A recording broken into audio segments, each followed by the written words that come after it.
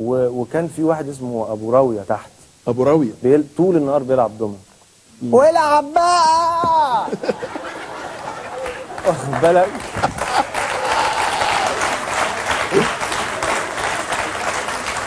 صدقني.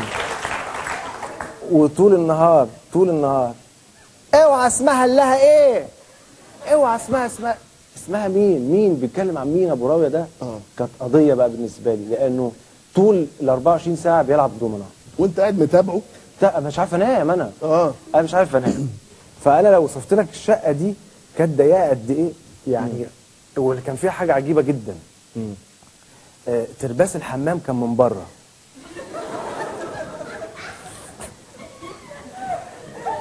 صدقني دي الشقه الوحيده اللي كان ترباس حمامها من بره.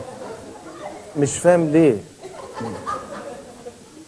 يعني ممكن تخش واللي بره يقفل عليك ولا. فعمري ما قفلت باب الحمام.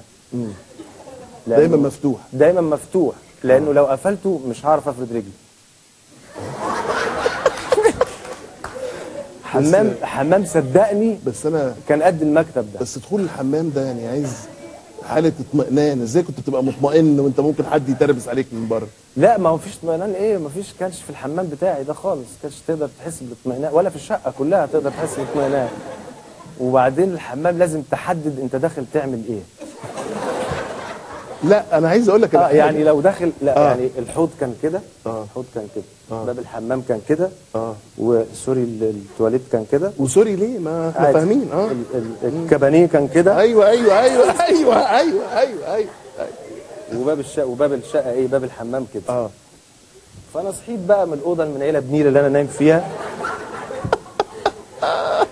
وداخل الحمام اللي هو هنا، اللي هو ده. حوض هنا ما تنساش. انا ماسكه اهو. لا ده كده ماسك الكابانيه.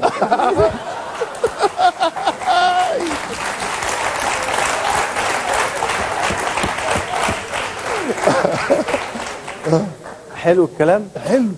داخل تغسل وشك تخش كده. داخل تصطبح على الصبح بعد اكله تقيله تخش كده. وكان الجميل بقى جدا ان الدش كان بيصب في الحوض. يعني بتعمل الثلاث حاجات في وقت واحد، قاعد على الكابينيه وبتغسل وشك وبتستحمى في نفس الوقت ورجليك بره الحمام. ايه ده؟ ايه ده؟ هيجنني يا احمد حلمي، هيجنني يا جماعه، هيجنني. ايه السيناريو ده يا ابو حميد؟ صدقني اللي بقوله لك ده حقيقه. واقول لك على حاجه ثانيه بجد والله العظيم. وانت سامع القهوجي بقى بيقول ايه على كل القصه دي، المود بتاع القهوجي مثلا؟ قول لي كده تعبير. جاي لك للقهوجي، تعبير واحد جاي لك للقهوجي. بس خلينا نخلص الحمام. نخلص الحمام. احنا ورانا ايه؟ ما احنا قاعدين. ده الشقه كبيره. رغم كده بقى كان فيها سخان قد كده. سخان السخان ده بقى ما كانش بيسخن ميه عندي بس. تقريبا هو سخان العماره وحاطينه في الحمام عندي. حلو. وكان بيخلي الميه الساعه سخنه.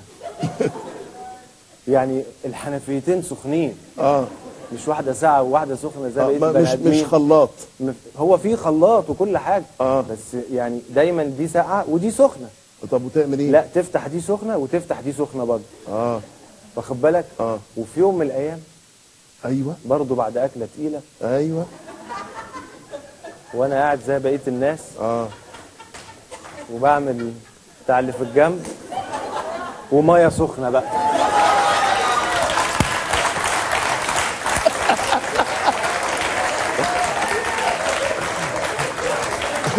على فكره ميه سخنه. على فكره انا المفروض اتخيل الميه دي راحت فين. انت تخيل وانا اقول لك لو عايز. لا وعلى ايه الطرطاشه دي؟ مفيش داعي. وميه سخنه ملهلبه. ماشي يا ابو حميد. وفجاه لقيت بقى في باب الحمام والناس من تحت. يا احمد يا بنقفل السخان شويه، الميه زي النار. طبعا. وشويه بعد كده برضه. الشقه اللي تحت الشقه اللي تم كله بقى نفس السيناريو. كل السيناريو ماشي في كل العماره. والقهوه بقى 24 ساعه شغاله، غير محمصه البن اللي في ظهر العماره. تشتغل من الصبح فاقوم مخنوق.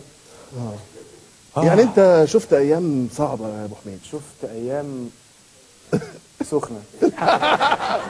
شفت ايام سخنه. الحمد لله على السلامه المره الثانيه. الله يسلمك. واحنا مبسوطين انك انت دلوقتي بتحكي الحاجات دي كده، وان هي خلاص فاتت خلاص، بقينا بنضحك عليها، ودلوقتي الحمد لله احنا نجوم كبار ترستقين ومفيش عندي سخانات في الشقه دي. لا ده انت اتعقدت طبعا. خالص بس اتعمم ميه ساقعه.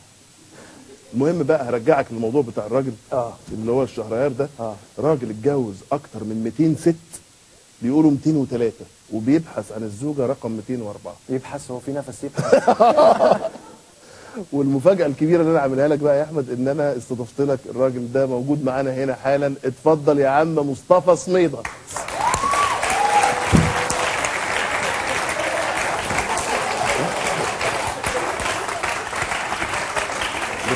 منور. ازيك يا عم مصطفى؟ ازيك يا باشا؟ عامل ايه؟ تعال اتفضل. تعال جنبي هنا يا عم مصطفى. تعال اتبارك بيك. ازيك يا عم مصطفى؟ ازيك يا باشا؟ يعني منورنا. ده نورك ونور ربنا. ايه اللي انت بتعمله ده يا عم سميده؟ لله. ايه يا عم اللي بتعمله ده؟ ايه؟ شغال انت؟ ماله؟ جواز. اوعى. انا ولا مال ولا جمال ولا فيل ابو زلومه. ده فيل ابو زلومه انا يعني. لا انت ده انت زي القمر. لا انا بقول يعني هم دي حاجه بتاعت ربنا. بس ما تخبطش والنبي هنا لحسن الميكروفون حساس عشان خاطري. ماشي عينيا. طيب. انا ولا مال ولا جمال ولا فيل ابو زلومه يعني، ولا بودي جارد. ولا بودي جارد. يعني مش جسم ولا منظر ولا يعني. امال هم يعني لما مؤاخذه في السؤال اتفضل. يعني بيحبوك على ايه؟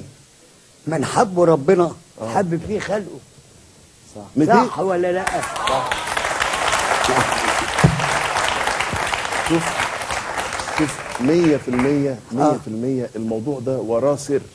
انا عايز اعرفه منك، هم يعني بيجوزوك ليه؟ فيك ايه بالظبط؟ ما انا قلت لسيادتك من ستر مسلم ستراه الله يوم القيامه. يعني انت بتعمل فيهم خدمه لله. والقاصر لله. طبعا قاصر. طب ده واحد بيبقى متجوز واحده ومش قادر، انت ازاي استحملت 200 واحده؟ لا شوف، انت بتقول واحده ومش قادر، انا بقول لك انا بعمل لوجه الله. يعني ثواب، يعني عيله عمرها 12 سنه ومدام. هل القانون يجوزها؟ لا. لابد اوديها لمفتش الصحه. وانا كموظف ومفتش الصحه يعني في مكتب وكيل وزاره وبتاع يعني. فانت كنت بتعمل فيهم زي ما تقول ايه؟ ثواب لله. هم كلهم كانوا لا ازاي بقى؟ لا في عرفي وفي رسمي وفي ثواب، 3 اصناف، بس ما احطش الاتنين مع بعض خالص. لا ولا ضراير. شوف الدين عندنا 4، انا لا ولا ضراير. واطلق دي اتجوز، تقوم داخل في جوازه في سكه تانية. طبعا الفل على مصطفى.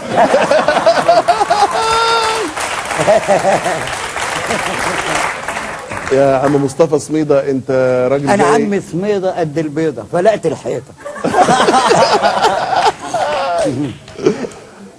ممكن تقولها لي تاني لاني ما سمعتهاش كويس؟ عم سميده قد البيضه فلق الحيطه. فلق الحيطه طبعا. اكيد. منين؟ من النخاع. انت شرفتنا.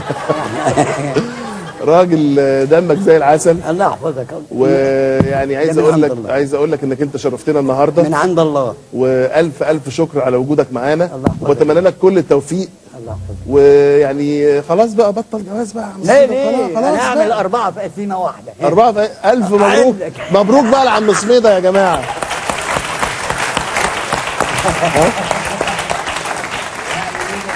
الله يبارك لك يا عم سميده. الله يخليك يا عم سميده. لازم مهجوم.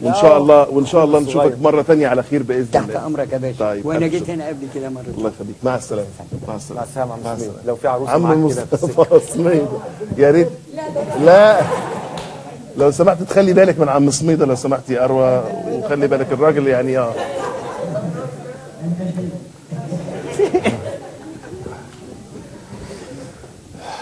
بصفه مش عارف ايه، راجل دمه زي العسل. ربنا يستر عليه ويروح بس بالسلام.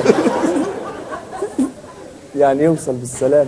انا ما اعرفش يعني، حبيت كده لما تيجي كده يا احمد، فقلت لازم ايه احضر لك مفاجاه. ونعمل مفاجاه. ما حبيتش انك انت تيجي وتمشي كده كانك ما حصلش حاجه، عشان زي ما انت عارف دخول الحمام مش زي خروجه. طيب هنستكمل الحوار مع النجم الجميل الشاب احمد حلمي بعد اذن حضرتك يعني. اتفضل. بعد ما عم سميضه مشي كده من الاستوديو، وعايز اسالك على حكايه الانترنت. انت بصفتك شاب يعني عصري، دخلت في حكايه الانترنت وبتاع والحب عن طريق الانترنت والشاتنج والكلام ده؟ شويه اول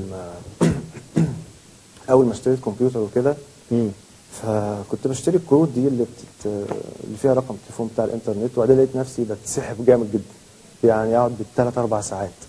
خد بالك، واضرب اي كلمه على الكمبيوتر واخش اشوف فيه ايه. ايه العالم ده فيه ايه، واعمل شات وبتاع وحاجات كده. بس كانت مشكله عندي شويه في الانجليزي، يعني مش قويه.